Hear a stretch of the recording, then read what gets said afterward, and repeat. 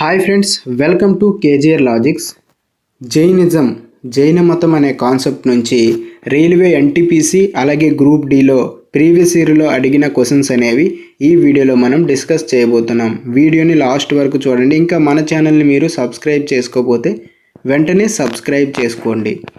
First railway group D previous year questions అనేవి తెలుసుకుందాం. ప్రతి క్వశ్చన్ కూడా ఇంగ్లీష్ అలాగే తెలుగు మీడియంలో కూడా ఉంటాయి అన్నమాట. ప్రతి క్వశ్చన్కి కూడా ఎక్స్ప్లెనేషన్ కూడా ఉంటుంది. వీడియో లాస్ట్ వరకు చూడండి. ఫస్ట్ క్వశ్చన్ చూడండి. జైనుల జీవితంలో అనుసరించవలసిన 5 నియమాల్లో వీటిలో ఏది అనధ్యక్షని సూచిస్తుంది? ఈ అనధ్యక్ష అనే పదాన్ని సూచించే నియమం ఏది అని అడుగుతున్నాడు జైన మతంలో. ఆప్షన్ ఏ అపరిగ్రహము, ఆప్షన్ బి బ్రహ్మచర్యం, ఆప్షన్ సి అస్థేయము, ఆప్షన్ డి అహింస. మీకు కరెక్ట్ ఆన్సర్ తెలిస్తే కామెంట్ చేయండి. కరెక్ట్ ఆన్సర్ ఏమవుతుంది? అపరిగ్రహం అనేది కరెక్ట్ ఆన్సర్ అవుతుంది. ఇప్పుడు ఎక్స్ప్లెనేషన్ అనేది చూద్దాం. అసలు ఈ అపరిగ్రహం అంటే ఏంటంటే జైన ధర్మంలో ఒక ముఖ్యమైన సూత్రం అన్నమాట ఇది. అపరిగ్రహం అంటే అనాధికారిత లేదా ఆస్తుల కోరికలతో బంధాన్ని విడిచిపెట్టడం. సో ఈ జైన మతంలోనికి ప్రవేశించిన వ్యక్తికి బంధాలపైన ఎటువంటి కోరికలు ఉండకూడదు, అలాగే ఆస్తులపైన కూడా ఎటువంటి కోరికలు ఉండకూడదు అనమాట. సో దానికి అర్థం అపరిగ్రహం అనమాట. సో నెక్స్ట్ బ్రహ్మచార్యం అంటే ఏంటి? లైంగిక సంబంధం పెట్టుకోకుండా ఒంటరిగా ఉండటమే బ్రహ్మచార్యం. అలాగే అస్థేయం అంటే దొంగతనం చేయకూడదనే నియమం. అలాగే అహింస అంటే హింస చేయకూడదనే నియమం. సో ఈ 4 నియమాలు కూడా మనకి ఈ జైన మతంలో ఉన్నాయన్నమాట. సో జైన మతంలో ఉన్న ఈ 4 నియమాల్లో అనధ్యక్ష అనేది అపరిగ్రహం అనే నియమానికి చెందుతుంది అనమాట. నెక్స్ట్ క్వశ్చన్ చూడండి. జైన మతంలో జైన అనే పదము జీన అనే సంస్కృత పదం నుండి వచ్చింది. అయితే ఈ జీన పదం యొక్క అర్థం ఏంటి అని అడుగుతున్నాడు. ఆప్షన్ ఏ విజేత, ఆప్షన్ బి అమరుడు, ఆప్షన్ సి శక్తి, ఆప్షన్ డి నిష్కల్మషత. సో మీకు ఆన్సర్ తెలిస్తే కామెంట్ చేయండి. కరెక్ట్ ఆన్సర్ ఏమవుతుంది? Option A is the correct answer అవుతుంది. జైన అనే పదం సంస్కృతంలో జీన అనే పదం నుండి వచ్చింది. సో జీన అంటే విజేత అని అర్థం అనమాట. సో ఇది తన కోరికలను మరియు మానవీయ రుగ్మతలను జయించిన వ్యక్తిని సూచిస్తుంది. విజేత అంటే ఏంటి? తన కోరికలను మరియు మానవీయ రుగ్మతలను జయించిన వ్యక్తిని విజేతగా గుర్తిస్తాము. నెక్స్ట్ క్వశ్చన్ చూడండి. స్వామి మహావీరుడు ఎక్కడ జన్మించారు అని అడుగుతున్నాడు. స్వామి మహావీరుడు ఎక్కడ జన్మించారు? ఆప్షన్ ఏ పాటలీపుత్రము, option B Lumbini, option C కుండాగ్రమం, ఆప్షన్ డి పావపురి. సో మీకు ఆన్సర్ తెలిస్తే కామెంట్ చేయండి.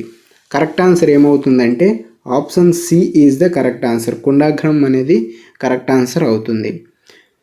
సో ఇక్కడ ఆప్షన్ వైజ్ చూసుకున్నట్లుగా అయితే కుండాగ్రం అనేది మహావీరుడు జన్మించిన జన్మస్థలం. అలాగే లుంబిని ఏమవుతుంది?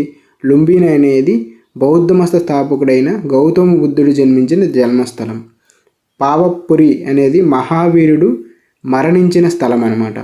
అలాగే పాటలీపుత్రం అనేది భారతదేశ ప్రాచీన యుగానికి సంబంధించిన ఒక ముఖ్యమైన పట్టణం. పాటలీపుత్రానికి మహావీరుడికి ఎటువంటి సంబంధం లేదనమాట.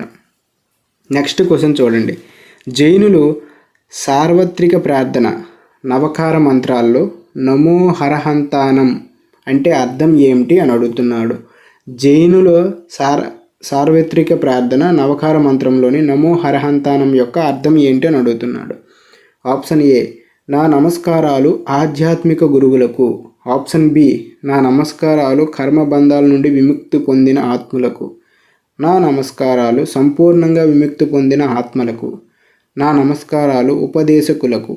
సో ఈ నమో హరహంతానం అనే పదానికి అర్థం ఏంటి? మీకు తెలిస్తే కామెంట్ చేయండి. కరెక్ట్ ఆన్సర్ అయితే ఆప్షన్ ఏ అవుతుంది. నమో హరహంతానం అనే పదానికి అర్థము నా నమస్కారాలు ఆధ్యాత్మిక గురువులకు అని అర్థం అన్నమాట జైన మతం ప్రకారం. నెక్స్ట్ క్వశ్చన్ చూడండి. జైన మతంలో తీర్థంకరుడు అంటే ఏంటి అని అడుగుతున్నాడు. సో ఆప్షన్ ఏ ధర్మం బోధించి మోక్షాన్ని మార్గం చూపే రక్షకుడు మరియు ఆధ్యాత్మిక గురువు. ఆప్షన్ బి ఒక దేవుడికి, ఒక ఆత్మకు మరియు పునర్జన్మలో నమ్మకాన్ని కలిగి ఉన్న వ్యక్తి. ఆప్షన్ సి ఆలయాలు లేదా యాత్ర స్థలాలు నిర్మించే గొప్ప వ్యక్తి. ఆప్షన్ డి దేవుడి నమ్మకంతో ఉన్న వ్యక్తి. మీకు ఆన్సర్ తెలిస్తే కామెంట్ చేయండి. కరెక్ట్ ఆన్సర్ ఏమవుతుందంటే option A is the correct answer అవుతుంది. జైన మతంలో తీర్థంకుడు అంటే ఎవరు అంటే ధర్మం బోధించి మోక్షాన్ని మార్గం చూసే రక్షకుడు మరియు ఆధ్యాత్మిక గురువు అనమాట. సో ఈ తీర్థంకుడికి అర్థము ఆప్షన్ ఏ అనేది కరెక్ట్ ఆన్సర్ అవుతుంది. నెక్స్ట్ క్వశ్చన్ చూడండి. జైన మతంలో మొదటి తీర్థంకురుడు ఎవరు అని అడుగుతున్నారు. ఆప్షన్ ఏ నేమినాథుడు, ఆప్షన్ బి వర్ధమాన మహావీరుడు, ఆప్షన్ సి పార్శ్వనాథుడు, ఆప్షన్ డి వృషభనాథుడు. మీకు ఆన్సర్ తెలిస్తే కామెంట్ చేయండి. కరెక్ట్ ఆన్సర్ ఏమవుతుందంటే ఆప్షన్ డి కరెక్ట్ ఆన్సర్ అవుతుంది. వృషభనాథుడు కరెక్ట్ ఆన్సర్ అవుతుంది. సో వృషభనాథుడు జైన మతంలో మొదటి తీర్థంకుడిగా పరిగణించబడతాడు. ఆయన జన్మ అయోధ్యలో నబిరాజ మరియు మరుదేవి దంపతులకు జన్మించారు. సో మీకు ఇక్కడ అర్థమైంది ఏంటి? జైన మతానికి సంబంధించి మొదటి తీర్థంకుడు వృషభనాథుడు. వృషభనాథుడు ఎక్కడ జన్మించాడంటే అయోధ్యలో జన్మించాడు. అతని తల్లిదండ్రులు ఎవరంటే నబిరాజ మరుదేవి. అలాగే జైన గ్రంథాల్లో ఆయన్ను ఎద్దు చిహ్నంతో సూచిస్తారు. మనకి 24 తీర్థంకరులు ఉన్నారు కదా. సో ప్రతి తీర్థంకరుడికి కూడా ఒక్కొక్క చిహ్నం ఉంటుంది. అందులో ఈ వృషభనాథుడికి ఎద్దు చిహ్నం అనమాట. నెక్స్ట్ క్వశ్చన్ చూడండి. మహావీరుడు మరియు ఆయన అనుచరులు బోధనలు సుమారు 1500 సంవత్సరాల క్రితం రాయబడిన రూపంలో ప్రస్తుతం ఏ ప్రదేశంలో అందుబాటులో ఉన్నాయి? మహావీరుడు మరియు ఆయన అనుచరులు కొన్ని బోధనలు రాశారనమాట 1500 సంవత్సరాల క్రితం. అవి ప్రస్తుతం ఇప్పుడు ఏ ప్రదేశంలో ఉన్నాయి అని అడుగుతున్నాడు. ఆప్షన్ ఏ పావూరి Bihar, option B Vallabhi Gujarat, option C Lachhwar Bihar, option D Vaishali Bihar. మీకు ఆన్సర్ తెలిస్తే కామెంట్ చేయండి. కరెక్ట్ ఆన్సర్ ఏమవుతుందంటే option B is the correct answer అవుతుంది. మహావీరుడు బోధనలు మరియు ఆయన అనుచరుల సందేహాలు సుమారు 15 సంవత్సరాల క్రితం రచించబడ్డాయి అన్నమాట. సో ఈ అన్ని బోధనలు సంబంధించిన ఆనవాలు అనేవి గుజరాత్లోని వల్లభి ప్రదేశాల్లో ఉన్నాయన్నమాట. నెక్స్ట్ క్వశ్చన్ చూడండి. దిగంబర పంథం క్రింది మతాల్లో దేనికి సంబంధించినది అని అడుగుతున్నాడు. దిగంబర పంథం అనేది ఆప్షన్ ఏ బౌద్ధ మతానికి సంబంధించిందా, ఆప్షన్ బి ఇస్లాం మతానికి సంబంధించిందా, ఆప్షన్ సి జైన మతానికి సంబంధించిందా, ఆప్షన్ డి సిక్కి మతానికి సంబంధించిందా? మీకు ఆన్సర్ తెలిస్తే కామెంట్ చేయండి. కరెక్ట్ ఆన్సర్ ఏమవుతుందంటే option C is the correct answer. ఈ దిగంబర్ అనే పంథం అనేది జైన మతానికి సంబంధించిందనమాట. ఇప్పుడు డీటెయిల్డ్గా తెలుసుకుందాం. జైన మతంలో 2 ప్రధాన పంథాలు ఉన్నాయి. ఒకటి దిగంబరము, 2 శ్వేతాంబరము. దిగంబరం అంటే ఏంటంటే ఆకాశం ధరించిన వారు, అంటే ఎటువంటి దుస్తులు ధరించిన వారిని దిగంబరంగా గుర్తిస్తారనమాట. అలాగే శ్వేతాంబరం అంటే తెల్ల దుస్తులు ధరించిన వారిని శ్వేతాంబరాలుగా పిలుస్తారనమాట. సో ఈ విధంగా అప్పుడు జైన మతంలో కొన్ని ఆచారాలు ఉండేవన్నమాట. Next question. తీర్థంకరుడు తన శరీరాన్ని విడిచిపెట్టినప్పుడు దాన్ని ఏమంటారు? ఆప్షన్ ఏ జన్మ కళ్యాణం, ఆప్షన్ బి తప కళ్యాణం, ఆప్షన్ సి సిద్ధశిల, ఆప్షన్ డి నిర్వాణం. మీకు ఆన్సర్ తెలిస్తే కామెంట్ చేయండి. కరెక్ట్ ఆన్సర్ ఆప్షన్ డి నిర్వాణం అవుతుంది. తీర్థంకుడు తన శరీరాన్ని విడిచిపెట్టినప్పుడు దాన్ని నిర్వాణం అంటారట. ఇది మోక్షం లేదా ఆత్మ శాశ్వతమైన ఆనంద స్థితిని చేరడం అనమాట. సో తీర్థంకుడు మరణించినప్పుడు దాన్ని మరణము అని పిలవరు, నిర్వాణం అని పిలుస్తారు. అర్థమైందా? జైన మతం ప్రకారం మరణించడం అంటే నిర్వాణము అని అర్థం. ఇది గుర్తుపెట్టుకోండి. నెక్స్ట్ క్వశ్చన్ చూడండి. జైన మతానికి ప్రస్తుత రూపం ఇచ్చిన పవిత్ర వ్యక్తిగా ఎవరు పరిగణించబడతారు అని అడుగుతున్నాడు. ఆప్షన్ ఏ మహావీరుడు, ఆప్షన్ బి వాసుదేవుడు, ఆప్షన్ సి దిగంబరుడు, ఆప్షన్ డి వృషభనాథుడు. మీకు కరెక్ట్ ఆన్సర్ తెలిస్తే కామెంట్ చేయండి. కరెక్ట్ ఆన్సర్ ఏమవుతుంది? Option A is the correct answer అవుతుంది. ఆప్షన్ ఏ అనేది కరెక్ట్ ఆన్సర్. మహావీరుడు 24వ తీర్థంకరుడు. జైన మతానికి ప్రస్తుత రూపం ఆయన బోధనల ద్వారానే వచ్చింది. సో అందువల్ల జైన మతానికి ప్రసిద్ధి చెందిన వ్యక్తి ఎవరైనా ఉన్నారంటే అది మహావీరుడు మాత్రమే. నెక్స్ట్, వర్తమాన మహావీరుడు జైన మతంలో ఎన్నువ తీర్థంకరుడు అని అడుగుతున్నాడు. ఎన్నువ తీర్థంకరుడు అని అడుగుతున్నాడు. మీకు ఆన్సర్ తెలిసే ఉంటుంది. Option C is the correct answer. Vardhamana మహావీరుడు జైన మతంలో చివరగా ఉన్న 24వ తీర్థంకరుడు అనమాట. ఆయన సమకాలీనుడు బింబిసారుడు అవుతాడు. వర్తమాన మహావీరుడు యొక్క సమకాలీనుడు బింబిసారుడు.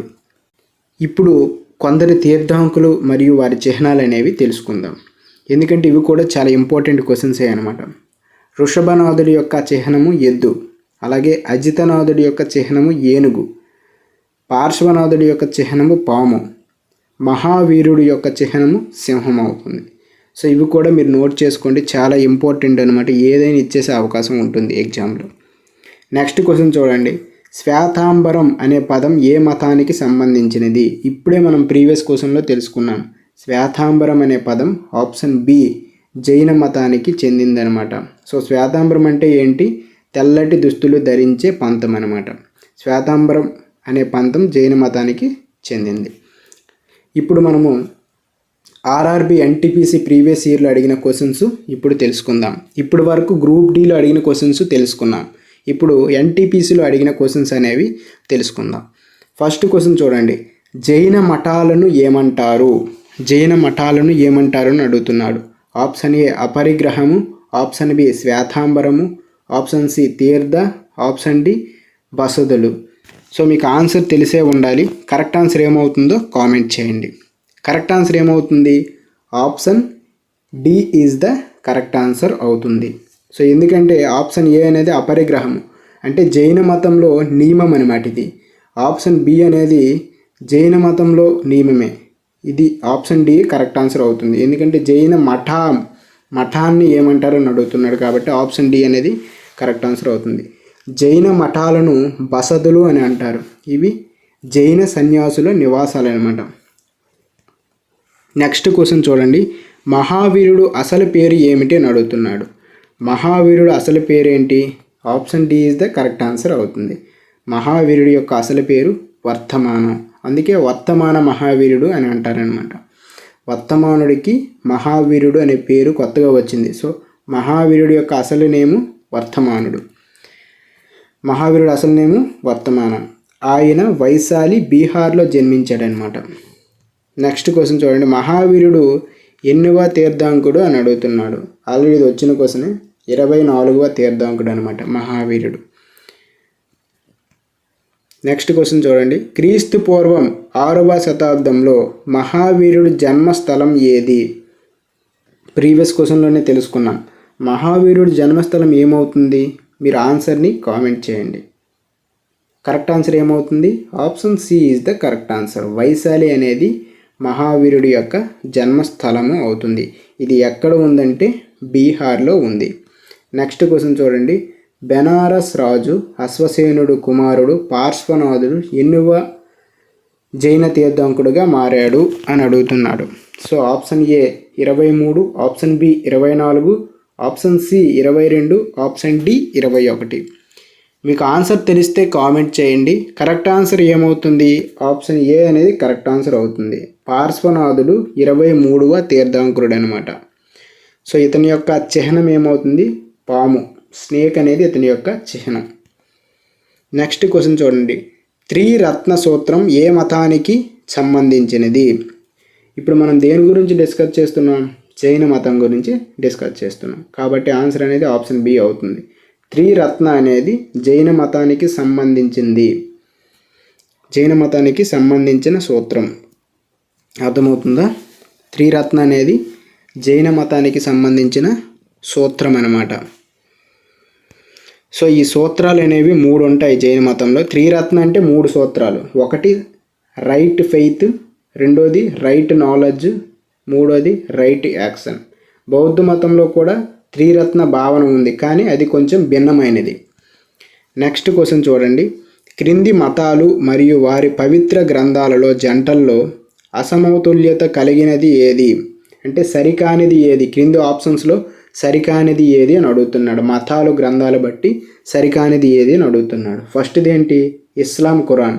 ఇస్లాంకి ఖురానే కదా పవిత్ర గ్రంథం. సో ఇది కరెక్ట్ అవుతుంది. ఆప్షన్ బి సిక్కు మతం గురు గ్రంథ సాహిబ్. ఇది కూడా కరెక్టే అవుతుంది. సిక్కు మతానికి గురు గ్రంథ సాహిబే. ఆప్షన్ సి జైన మతానికి ఉపనిషత్తులు. ఇది రాంగ్ అవుతుంది, ఎందుకంటే జైన మతానికి ఉపనిషత్తులు కాదు.